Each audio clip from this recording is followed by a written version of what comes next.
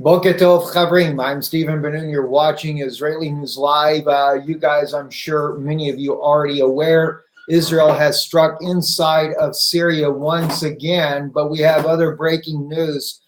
Since that time of the Israeli strike inside of Syria, now there have been explosions heard near the border of Israel. Now, according to the express.co.uk, explosions at Israeli-held area of the Golan Heights near Syria border after the airstrikes. There's no confirmation who they are, where they're from for sure. But I did take the Twitter, started searching in the Hebrew language here, what we do have. And we are seeing several reports coming out that there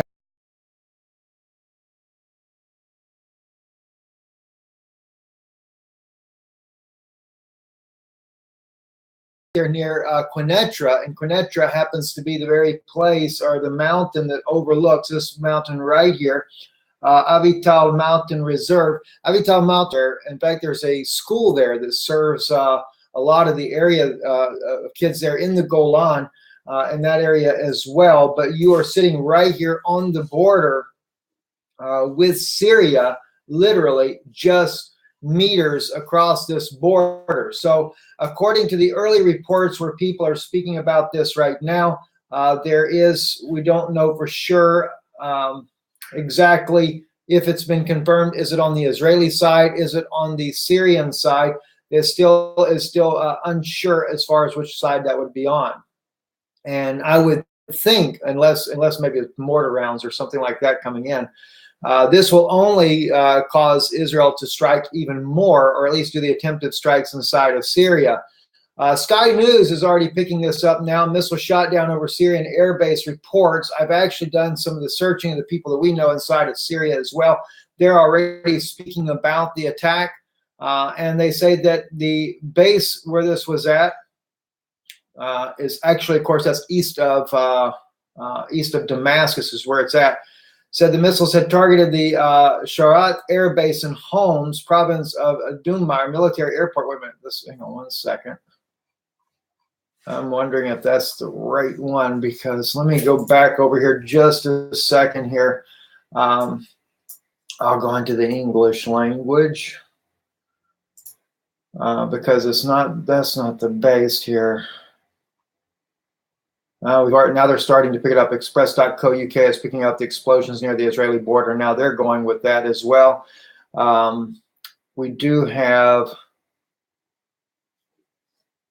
let me just find it here.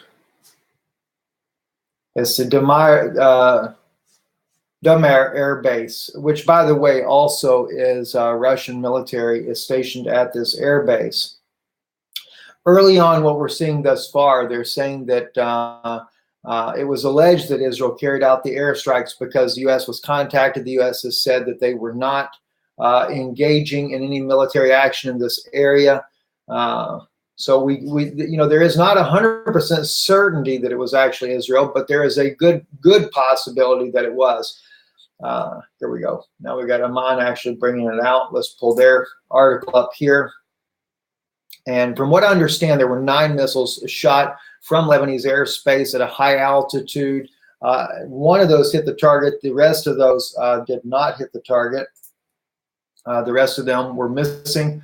Israeli missile target military base allegedly filled with Russian soldiers, unconfirmed at this time, as far as that being said. The Syrian air defense has downed 3 Israeli missiles over the strategic Damar air base in eastern Damascus. Al-Mayadeen News reported tonight. According to a field source in Damascus, the targeted Damar airport is allegedly filled with the Russian military personnel that recently held reconciliation talks with the rebel forces in the area. No one appears to be harmed as no missiles landed on the Damar military airport. Al-Massadr has reached out to the Syrian military source at the Damar airport to confirm this. So this is what we're getting thus far on this. We will be coming back with you guys here, following up with this now that we're having explosions being heard on the border of Israel and the Golan, to see exactly what is happening. And, you know, we may end up having to, especially with the way the situation is going right now, we're going to kind of have to rotate our plan on how we are going to be covering this so that we can stay on top of this. Because, you know, you have a choice. You can either sleep or report or both or something. So we're going to have to do something to kind of get this going. I do have the alarm system set for missiles that come down on Israel. But when Israel is striking inside of Syria, I don't have that there. So I'm going to be working on some ways there to where when these things begin to break like that, and it's already wee hours of the morning here, that we can actually find out how that is, what's going on, and then get right back with you guys, let you know what's happening there. Anyway, I know it's late night for you in America. It's morning time. And as far as Australia, I'm not sure what the difference is there, but for those that are watching Australia, well, 12 hours from now, okay, so it'll be 5:30 p.m. Over in Australia, or excuse me, 3. I'm getting my times all mixed up. Anyway, you guys can figure that out. I'm not very good at figuring out time changes there, but we're trying to get it to where we can reach more people. We know people from, even from Iran,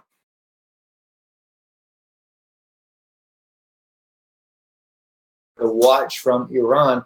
So we have people all over the world that are watching. And yeah, 3:43 a.m. in Georgia. That's a bit early for you guys to be up, I do believe. And however it works on all the rest of you guys. Shalom, shalom. Blessings to you all. And don't forget, thumbs up the video. Our detractors love the thumbs down it, and especially seeing there is some people out there that are on the mission to make sure they do just the opposite. It's always a blessing to have somebody that stands up for the right side. God bless you, and good evening.